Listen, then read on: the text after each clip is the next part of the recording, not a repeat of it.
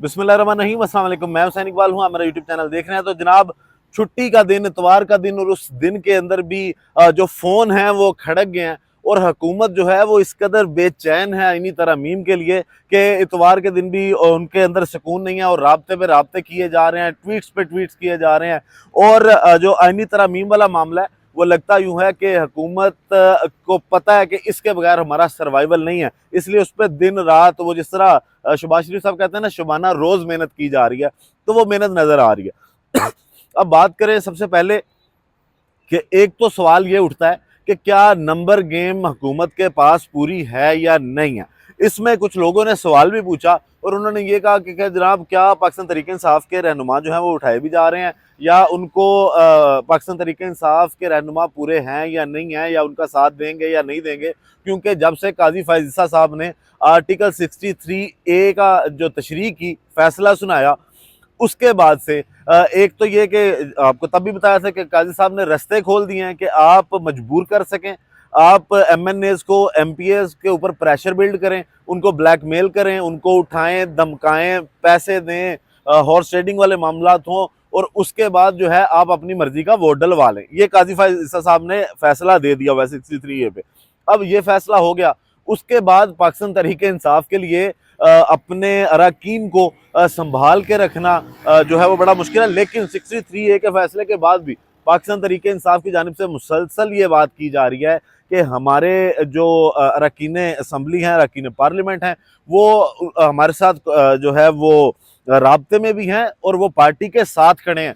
कोई भी पार्टी के खिलाफ जाने के लिए अभी तक तैयार नहीं हुआ। पाकिस्तान तहरीक इंसाफ पूरी कॉन्फिडेंट है। लेकिन दूसरी जानिब अगर हुकूमत की बात करें तो हुकूमत भी यही कहती है कि जनाब, हमारे नंबर पूरे हैं, और अगर पाकिस्तान तहरीक इंसाफ के कुछ बंदे तोड़े नहीं जाते, और जैसे अभी तक मौलाना फजलुर रहमान साहब जो हैं वो भी अपनी बात पे कायम है। अब वो जो कल ड्राफ्ट आए हैं उसमें क्या हो रहा है वो उस पर भी बात करते हैं, लेकिन उससे पहले कि तहरीक इंसाफ ये कहती है हमारे बंदे पूरे हैं, वो कहते हैं हमारे नंबर पूरे हैं, तो मामला गड़बड़ कहाँ पे नजर आता है। फिर खबरें कुछ इस तरह की भी आती हैं, जिस तरह सैफुल्लाह अबड़ो साहब जो सेनेटर हैं, वो भी कल आपको बताया कि मंजर-ए-आम से गायब है। अब पता नहीं उठा लिए गए हैं या वो खुद अपनी मर्जी से गायब हुए हैं। उसके बाद जो असलम घुमन साहब हैं संबड़ियाल से, एमएनए पाकिस्तान तहरीक इंसाफ के, उनके बारे में भी ये खबरें हैं कि जनाब या उनको उठा लिया गया है, या इस तरह के कुछ मामला हैं, और बड़ी जोरों शोर से मेहनत जारी है कि पाकिस्तान तहरीक इंसाफ के बंदों के वोट जो हैं वो आईनी तरमीम के हक में डलवा दिए जाएं। अब इसके बाद जो पाकिस्तान तहरीक इंसाफ के 6 अरकान हैं उनकी भी हिफाजत जारी है, और उनको खैबर पख्तूनख्वा के अंदर रखा गया है और विद फैमिली रखा गया है, ताकि उनको ना कोई बंदा ब्लैकमेल कर सके और ना ही उनको डरा धमका के जो है वो उनसे वोट दूसरी जानिब डलवाए जाएं। तो ये सारे मामला अपनी जगह चल रहे हैं। कन्फ्यूजन अभी इस चीज़ पे है कि नंबर गेम जो मुस्लिम लीग नून, पीपल पार्टी मिलके ये दावा कर रहे हैं कि हमारी पूरी है, वो पूरी होती दिखाई नहीं देती। लेकिन अब ये जिस दिन इजलास बुलाया जाएगा, वोटिंग होगी, उस दिन सारे कट्टे खुलेंगे कि जनाब कौन सा बंदा किधर को कल्टी मार गया। काजी साहब का जो फैसला आया है उसका असर कहाँ पे जाके होता है, ये उस इजलास के बाद देखा जाएगा। अब दूसरी बात, कल जिस तरह ड्राफ्ट शेयर हुए और उन ड्राफ्ट के साथ साथ ये एक तो पता चला है कि जो बिल्ली थैले से बाहर आनी थी वो बिल्ली असल में थी क्या, कौन क्या चाहता है। तो गेम जो है वो शायद चीफ जस्टिस जो अगला आएगा उस पर सवाल उठता है कि अगला चीफ जस्टिस होगा कौन।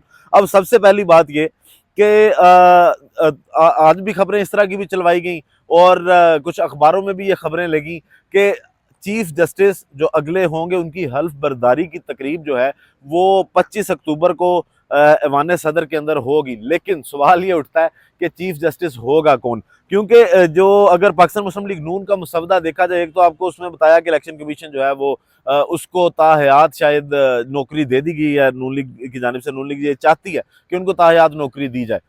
उसके साथ साथ पाकिस्तान मुस्लिम लीग नून ये कहती है कि चीफ जस्टिस जो चुना जाएगा वो सिर्फ एक मोस्ट सीनियर नहीं होना चाहिए, 3 जो मोस्ट सीनियर जज हैं उनका नाम आए और उस पर जो है वो एक कमेटी फैसला करे कि ये बंदा जो है वो चीफ जस्टिस होगा। अब अगर काजी फायज ईसा साहब के जाने के बाद सीनियोरिटी की बात की जाए तो सबसे पहले नंबर पे आते हैं जस्टिस मंसूर अली शाह साहब, दूसरे पे आते हैं जस्टिस मुनीब अख्तर साहब, और तीसरे पे जाके आते हैं जस्टिस याहिया अफरीदी साहब।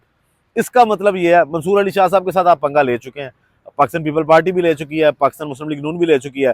जस्टिस मुनीब अख्तर का तो आप सोचेंगे भी नहीं, ख्वाब भी उनका अगर आपको आ गया ना कि जनाब वो चीफ जस्टिस पाकिस्तान बन गए जस्टिस मुनीब साहब, तो आप सो नहीं सकेंगे।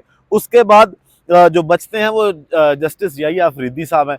तो शायद प्लानिंग जो है वो जस्टिस याहिया अफरीदी साहब के साथ के लिए हो रही है। और आपको बताते चलें, ये वही वाले जज हैं जिन्होंने पाकिस्तान तहरीक इंसाफ को कहा था कि आपके साथ जो थोड़ी बहुत हमदर्दी थी वो भी अब बाकी नहीं रही। तो उनके चीफ जस्टिस बनाने के लिए तैयारियां की जा रही हैं पाकिस्तान मुस्लिम लीग नून की जानिब से। उसके अलावा पाकिस्तान मुस्लिम लीग नून जो है उनके ड्राफ्ट में ये है कि वो आईनी अदालत चाहते हैं, लेकिन सिर्फ वफाक की हद तक। वफाक से हट के उनको आईनी अदालत नहीं चाहिए, सिर्फ वफाक की एक आईनी अदालत हो जो आईनी मामला को देखे। फिर पाकिस्तान पीपल पार्टी जो है वो ये चाहती है कि जनाब जो आईनी अदालत है, इस आईनी अदालत का क़याम वफाक के अंदर हो और वफाक के मामला देखे जाएं। फिर जितने सूबे हैं उनकी अपनी अपनी आईनी अदालत। और बिलावल भुट्टो साहब तो आपको पता है वो कह चुके हैं कि जनाब ये कायद आज़म का ख्वाब था।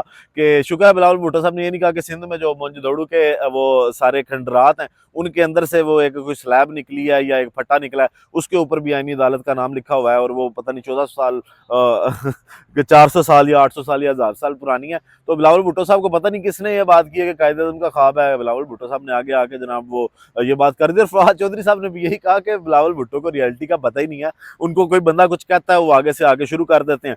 उसके बाद जनाब जो JUI फे है वो ये कहती है कि आप आईनी अदालत ना बनाएं, आप सुप्रीम कोर्ट के अंदर 5 जजों पे मुश्तमिल एक आईनी बेंच बना लें और जो आपकी हाई कोर्ट्स हैं उनके अंदर 3-3 रुकनी जजों का बेंच बना लें। लेकिन उसके ऊपर अगर देखा जाए तो शायद अगर वो प्रैक्टिस एंड प्रोसीजर कमेटी ही वो बेंच तश्कील देगी या कोई कमेटी बना के वो बेंच तश्कील दिया जाएगा। और उसमें जिस तरह JUI फे ने यह भी कहा है कि चीफ जस्टिस की सरबराही में बेंच बने, 4 जज की और हों।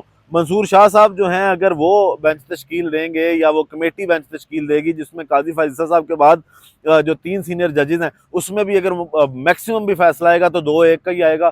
तो जो बेंच बनेगा वो फिर जस्टिस मंसूर शाह साहब की मर्जी का बनेगा। तो उसमें बज़ाहिर हुकूमत को, पाकिस्तान पीपल पार्टी को कोई फ़ायदा नज़र नहीं आता कि हम इस तरह के मामला करें। उसके अलावा जो छुट्टी के दिन फ़ोन खड़कने की बात है तो बिलावल भुट्टो साहब जो हैं उन्होंने नवाज शरीफ साहब के साथ रब्ता किया और उस पर आईनी जो 26वीं आईनी तरमीम की जा रही है इसके हवाले से गुफ्तगू हुई है। उन्होंने जो मौलाना फजलुर रहमान साहब के साथ पिछले दिनों में मुलाकातें की, जो मामला तय हुए उसके बारे में नवाज शरीफ साहब को जो है वो बताया कि यहाँ तक जो है वो मामला हुए हैं, यहाँ तक नहीं हुए। तो बड़ी इनके अंदर एक क्या उसे कहते हैं बेचैनी है हुकूमत के अंदर कि हमारी हुकूमत का कुछ ना बिगड़े, कुछ ना हम जैसे चाहते हैं, जैसे ये बदबूदार निज़ाम चल रहा है ऐसे ही ये चलता रहे, ना कोई इसको पूछे और हम अपनी मर्जी के आईनी फैसले भी करवाएं।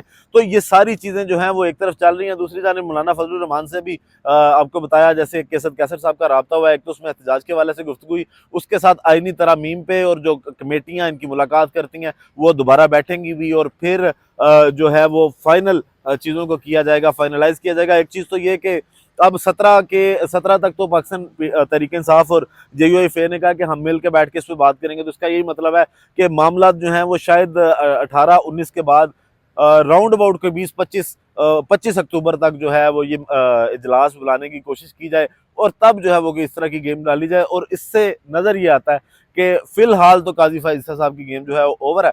बाकी आगे जाके काजी साहब की दूसरी नौकरी का क्या बनता है, क्या उनको दोबारा से बुला के उस पर बिठा दिया जाता है कि नहीं जनाब आप आएँ, आपने हमारे लिए बड़ी खिदमत अंजाम दी हैं, आप आके बैठें। तो काजी साहब का मुस्तकबिल क्या है ये भी जो है वो इसी इजलास के बाद ही पता चलेगा।